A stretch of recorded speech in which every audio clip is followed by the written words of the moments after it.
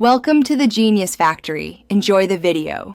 In this video, I will explain how to study Forex market step by step. Begin by learning what currency pairs represent and why majors matter. Focus on pip math, position sizing, and leverage limits so you protect capital. Review trading hours and news schedules to avoid surprise volatility.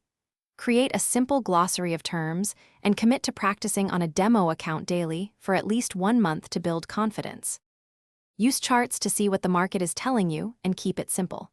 Start with a clean chart, add one trend indicator, and identify higher timeframe direction first. Draw support and resistance zones, then zoom into shorter timeframes for entries that align with the main trend. Practice reading candlestick patterns and use confirmation from momentum tools before placing trades to increase the probability of success. Plan trades with clear risk controls and a repeatable strategy you understand. Choose stop loss and take profit rules tied to market structure, not emotion, and risk no more than a small % of your account per trade.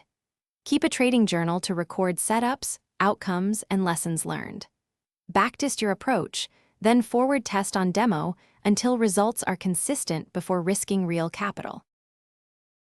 Thanks for watching. If you found this helpful, don't forget to like and subscribe.